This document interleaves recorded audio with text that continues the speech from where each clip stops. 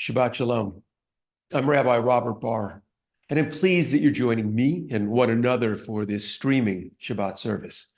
We are living in challenging and difficult times, and the Sabbath offers us a moment, a time, a respite, an oasis in these chaotic times, a chance to catch our breath, to think about where we've been and to think about where we're going.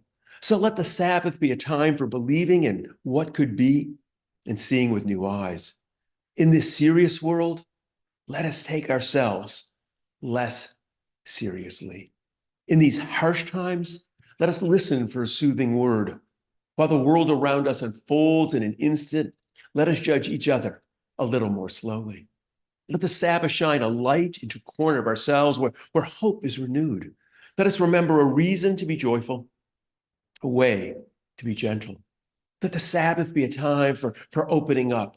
Let us find strength in our dreams and trust in our strength. Again, I'm Rabbi Robert Barr of Congregation Beth Adam. That's our bricks and mortar congregation here in Loveland, Ohio, part of Greater Cincinnati, and our Jewish community, our online initiative, which we began over 15 years ago. Being online affords us many opportunities. It allowed us to remain connected to members who moved to different cities. It allowed us to remain connected to our students who grew up in the congregation and then moved on. It allowed us to connect with people who had maybe visited at Beth Adam or Bar or Bat Mitzvah and liked what they heard here and wanted to remain connected. It allowed us to connect with people who learned about us, perhaps in an article they read about this unique institution. And of course, during the pandemic, being online was essential for Beth Adam and for every congregation. And tonight it allows us to be connected as well. But we recognize that being online is just a bigger microphone. It's a different kind of technology. Ultimately, what is important isn't the technology, but the voice of Judaism that we give expression to here at Beth Adam. We've been doing it for over 40 years. A bold, dynamic Judaism, a Judaism that recognizes we're not our ancestors. We don't need to keep mimicking and parroting their words. We need to create our own language that speaks to who we are and what we believe. We need to give voice to a Judaism that speaks to now and into the future rather than simply repeating the past. You're part of that tonight. You're part of that because you joined us for this service. I'm so glad you did. If you're here for the very first time, you'll notice that the language of our services is different because it reflects what we believe. Here at Congregation Beth Adam, we say we should say what we believe, we should mean what we say, and say what we mean. Say what we mean in clear, bold language. That's what we're sharing this evening. Now, being online affords us some other opportunities as well. It means you don't have to just watch our service at 7 o'clock when it streams. You can watch it whenever it is convenient for you. You can even go back and watch previous services if you like.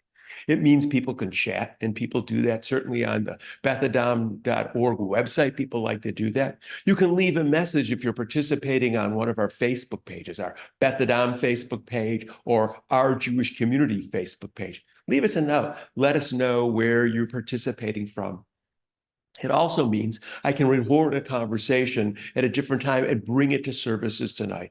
And that's, in fact, what I've done. So we're going to continue our service with the lighting of the Shabbat candles, and then I'll introduce the conversation that I had.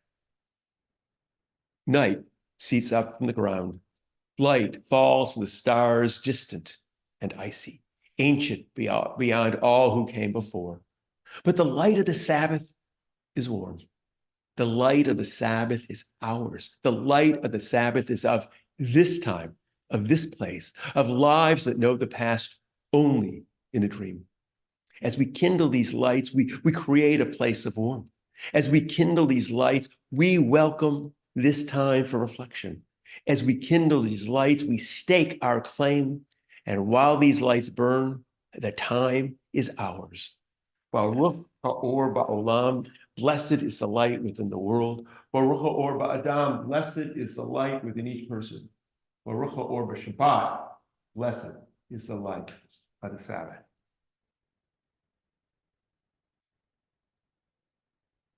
Rabbi Rami Shapiro and I had a conversation several weeks ago that perhaps you were participants in, that you had to listen to. It was at one of our streaming services. We were talking about the case in Alabama that dealt with the frozen embryo. We dug into that. We talked about the biblical references that were made by Judge Parker. After we finished recording that conversation, Rabbi Shapiro and I continued to talk about the issue of when does human life begin? And that's the conversation I want to share with you tonight. So if you listen to the last conversation Rami and I had about the Supreme Court ruling in Alabama, you heard us talking about how Judge Parker used the text about saying that a fetus has equal standing with an adult human being.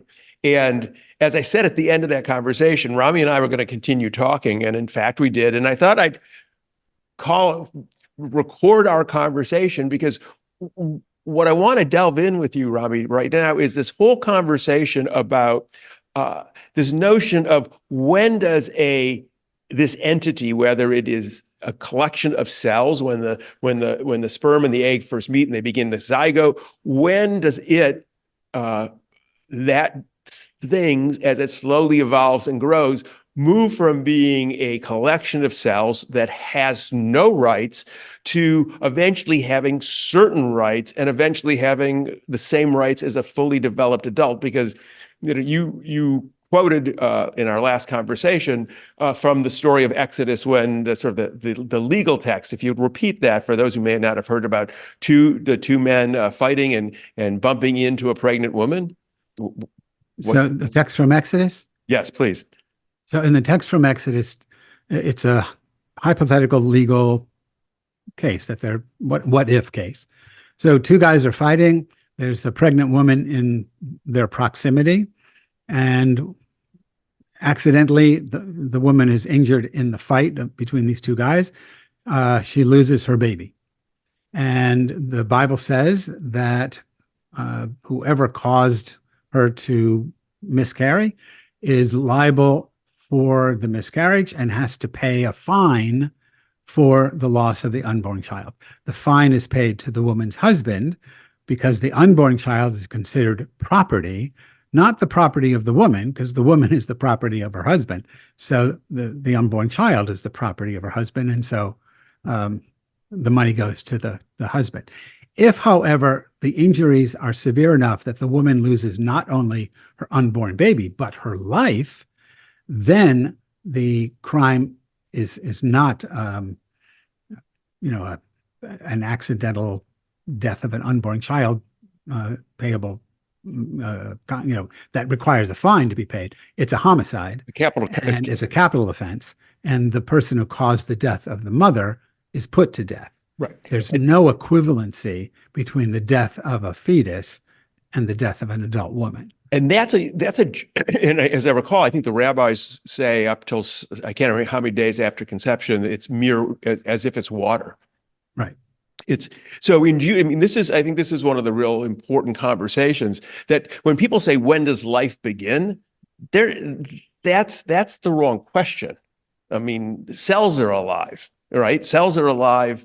A sperm cell is alive, an egg cell. When they say, when does life begin? What the conversation really is, when does a human being, when does that collection of cells become a human being with the rights of being a human being? And Judaism looks at that differently than Christianity does. And when do we mark that occasion? And the implications of that are exactly what we saw in this Alabama case.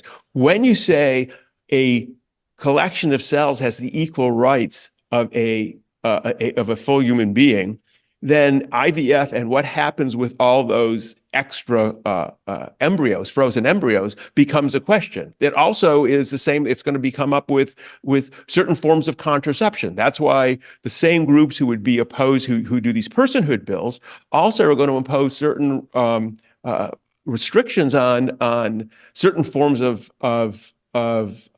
contraception, because it's going to say, as soon as the egg meets the sperm meets the egg, that thing, that collection of cells, has the same rights as every other human being. So an IUD or a certain kinds of birth control pills are no longer acceptable because they're keeping the fertilized egg from implanting, and thus it's causing its death, and thus it's a form of murder. And so, right. I mean, this is the logical connection, and the Jewish community, and I mean, Jewish religion and Jewish tradition has never said that a human being begins at the moment of conception. That is not a no. I mean, it's like you said, for the first 40 days of gestation, the rabbis said it was like water. It has no status. So that if you lose a fetus, if a human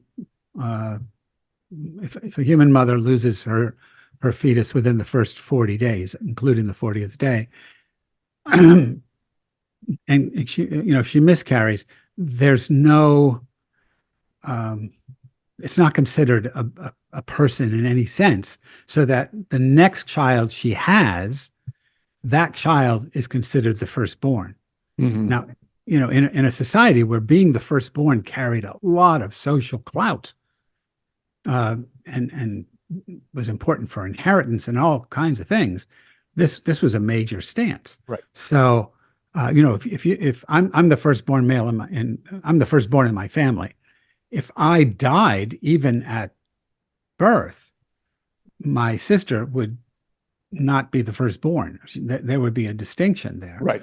So, but in the rabbinic mind, in Jewish law, if my mother miscarried within the first 40 days, I wouldn't count. Right. And my sister would have been the firstborn. So there's still the male-female, the sexist, patriarchal nonsense in the ancient rabbinic world. But the point is that this is not a human being that has status. Right. And the language isn't even the same. I mean, the rabbis use the word neshama to describe life, animal life. Mm-hmm. But a nefesh is a human life, and that is never applied to a fetus. Right. No one in Judaism, no one calls a fetus a nefesh. So it's very different. And if you follow this Christian logic, and it's logical within their system, right, and it's fine if they want to live by that, but they're imposing Christian logic on non-Christians, in this case. Theological, and the problem becomes is right now, right, what we're seeing is many of them now are struggling with, they want to allow IVF, yet at the same time, they're in the internal logic of when a person begins is presenting a real problem for them. They're trying to have it both ways. Once they said a fetus, or really, we're talking about a collection of cells at this point, is a person. The logical consequences are, yes, if you freeze them, you're responsible for them for all time. And if you drop a frozen embryo, it's as if it's murder. That's actually it's internally logical if you accept their system. I don't accept their system, and Judaism hasn't accepted their system. And Judaism is also, has allowed for, and it says abortions are appropriate. And there's a recognition that an adult being the status, particularly of the woman whose life might be threatened by an ectopic pregnancy or something like that, her status outweighs that of the fetus. And that is a Jewish position. Unfortunately, the logic of this Christian, this narrow interpretation of when life begins seems to is very dominant right now, and it's right. Getting played out. Well, even I mean, it sounds radical in our time, but in ancient rabbinic period, the period of the Mishnah, I mean, what we call, I guess, partial birth abortion was acceptable because right. The rabbis honored the life of the mother beyond the life of the even partially born baby. And the idea was, I think now I'm not a Christian, so I'm projecting, but the idea from what I'm told by my Christian clergy friends is that in the Christian world, a baby must be baptized in order to be saved. Right. Jews don't have that. So a mother who's baptized and who dies in childbirth, it's a tragedy for the living, but she'll be okay because she's baptized and she'll go to heaven. A baby, on the other hand, who dies before being baptized is in danger. Right. Because the baby's not baptized. Judaism doesn't have this idea. So our criteria is very different. It's different ways of explaining it. Right. But the adult mother, but the mother has other obligations. She may have other children. She has a spouse, maybe. She has parents that she's maybe partially responsible for. She has obligations to a larger community. And so her death has is more impactful sociologically than the death of the unborn child. And so it's sort of utilitarian, whose death is the most impactful, and it would be the mother's death. Right. And I think too, we have to, it begs the question that women were unfortunately historically second class. When we read, the way they were, in the biblical world, they didn't have the same status as a man. And I do believe that some of the conversation about granting a collection of cells equal rights to that of the woman carrying that collection of cells is about control. It's legal control of her body. This is about not having bodily autonomy. And Judaism, even though women were second to men, really recognized that distinction. They gave bodily autonomy to women by allowing for abortions. And even in fact, I think there are places where it's required if the pregnancy is going to kill the wife or kill the woman, that there's supposed to be an abortion take place. Yes, absolutely. I can quote what they said, but I can't give you the text. They said that the child should be considered like sort of like the woman's thigh. Mm-hmm. And if she had a problem with her thigh, like if they don't speak about cancer, but if the thigh was cancerous and you could remove the cancer to save her life, you would remove the cancer. It's the same idea here. If the baby is threatening her life, you would remove the baby because the baby is a part of her body. And, in Hebrew, we call it a rodef, right. A pursuer who's taking her life. And you have the right to kill the pursuer to save the pursued. And so the baby is the pursuer, the unborn child, right? So once the baby's born, it's a whole different story. But until that point, they are not equivalent because we don't have this odd theological problem of God rejecting an unbaptized being. It's just, it's just something Jews never imagined. Right. And those of us who are not in that world, it's hard to understand that. The problem becomes what we're witness to is in what I would call the secular public sphere, religious arguments are being used to try to impose a particular narrow religious perspective on everyone, irrespective of how I would hold or a woman would hold what the collection of cells are, what the fetus is.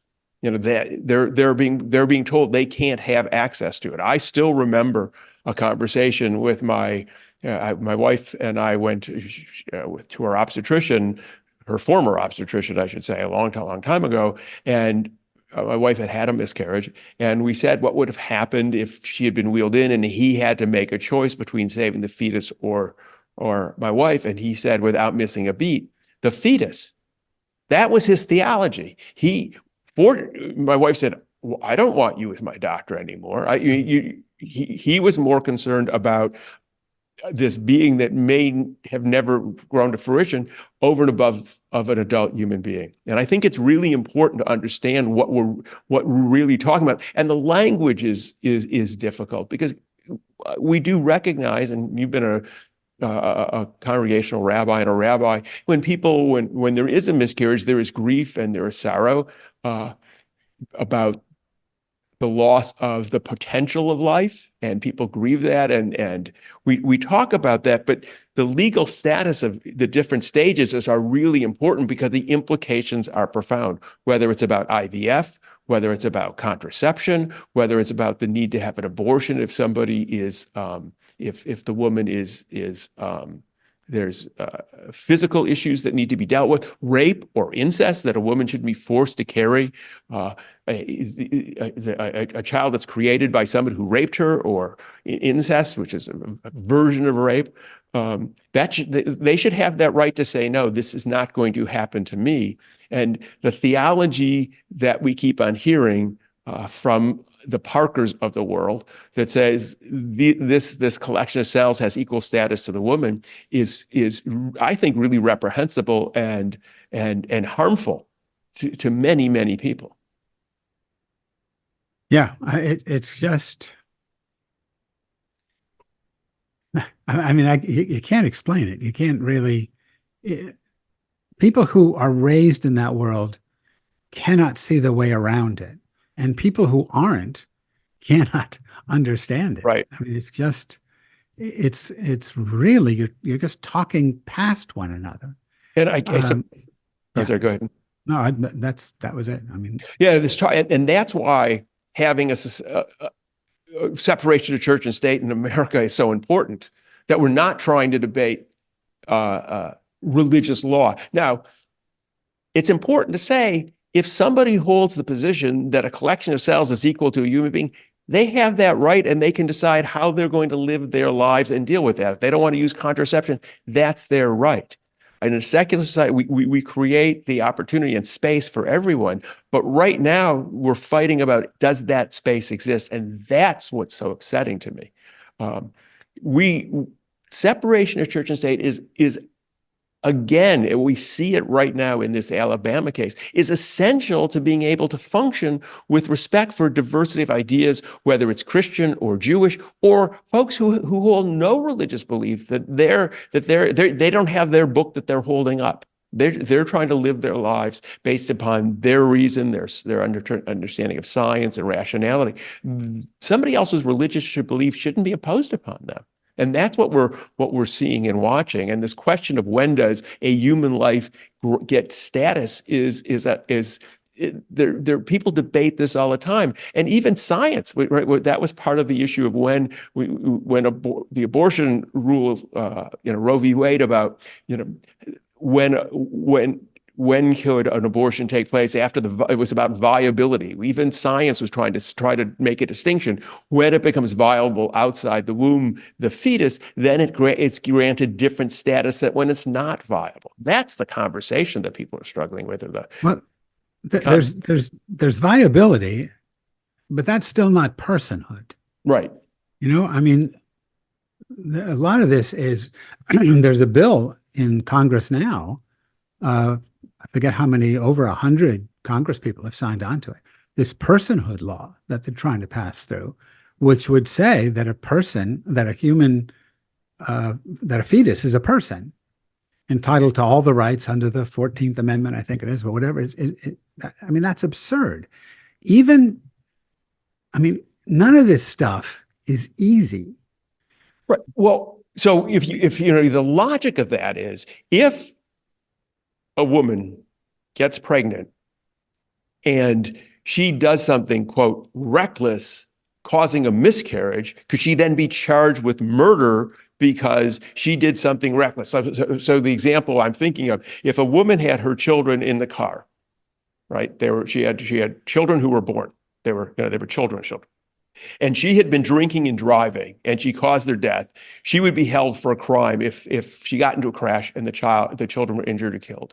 Well, would a woman who has gotten pregnant, if she's drinking and there's is she charged with murder if she got into a car accident? I mean, that's the conversation. I mean, those are the logical consequences. If a woman is that fetus get a tax benefit? Are they counted? I mean, even in the Bible, when they count the census, what do they start with? At age 20, I believe, is when they start counting for a census. But if you say someone's a person, you've changed that whole sort of dynamic of when they begin to have rights, and what are those rights, and does the government impose those rights? It's about criminal law, it's about tax law. Actually, the implications are really profound, and it sounds simple and nice, but it's far more nuanced than people are letting on. And at the same time, more important than the nuances, it forces women in a position of being not having bodily autonomy. And we can't say it enough that is reprehensible, that women should have control over their bodies. It's their right. Yeah, I mean that that makes total sense to me, right? I'm not a Christian or that kind of Christian. Right. But It's a I'm specific also, kind of Christian. We have to always be careful. It's a narrow version of Christianity. It's not every Christian. this is my bias. Mm-hmm. Religion can't deal with it. Mm-hmm. It's too advanced Mm-hmm. for religion, for those religions that rooted themselves in ancient texts where they're still worshiping sky gods and mountain gods and river gods and and trying to make those things fit. uh, they can't do it. I don't know what does, but the issues that face humanity in the 21st century are really beyond religions that come from 3000 BCE and reach their high point in the 12th century CE. And Right. I'm being facetious a little bit, but not much. Right. It's just there hasn't been a lot of evolution in this area, pun intended, Right. in the thinking, and that's a problem. So Right. so the problems that we're dealing with the theocratic move in the United States is really a move back centuries and centuries to Absolutely. a worldview and a sociological status for women and all this stuff that is, I mean, so counter everything It's those of us who have read a book, know to be true. right. It's retrograde. And that's why it's so important to talk about this, to be aware of it, to understand what's happening with this rise of Christian nationalism and those who want to impose their religious views on everybody. I wish we could keep on going. I know you and I will keep on talking, but I want to thank you now so that we continue our service. When does human life begin is a complex question. It is a question that is being debated about today in our nation. And as you know, there are those who seek to impose their narrow religious definition upon all of us. That is why separation of church and state is such an essential foundational principle upon which our nation has been founded. We need to maintain that separation of church and state, and we need to ensure that those who have a narrow religious perspective do not have the ability to impose it on everyone. It is a conversation that we have had and we will continue to have. It is something that we need to pay attention to. We can't lose our focus. We need to keep talking about this, understanding it, and fighting for that right of separation of church and state that is so fundamental to our nation. We continue our service with the sharing of wine or juice. Please join with me. We lift this cup together as a tribute to our past, as a blessing for the future. May the allure of its untold flavors beckon us forever to keep uncovering new branches, new roots that hold us together. Tonight, as we welcome the Shabbat, may we find time to spend in our own quiet company and listen to the calling of our hearts. Ruchim hachayim ba'olam, blessed is the life within the world. Ruchim hachayim ba'adam, blessed is the life within us. And we say, l'chaim, to life. Our service is drawing to a close, and I encourage you to go to bethadam.org. Bethadam.org, that's our website. And there you will see our calendar of upcoming events. That's the best place to find out what we're doing, whether it's a streaming service or a hybrid service or an adult education or any other program that we are engaged in. That's where you'll find more information and upcoming events. So I encourage you to go there. And I encourage you to join us again each week when it's convenient for you. We want to be available when you have the time and when you want to be interacting with us. So I'm glad you're here. I'm glad we share this Shabbat together. And we end with the words we end with each week. May we know blessings those who are near. May we know blessings those who are far. May the Sabbath bring its goodness to everyone soon, wherever they are. May we know blessings today, and may we know blessings through the night. May health be for our children and for all people, and all things soon be right. May we know blessings in our comings. May we know blessings when we depart. May we live each day with peace and wisdom in each heart. Ken Yehi, let it be. Shabbat Shalom.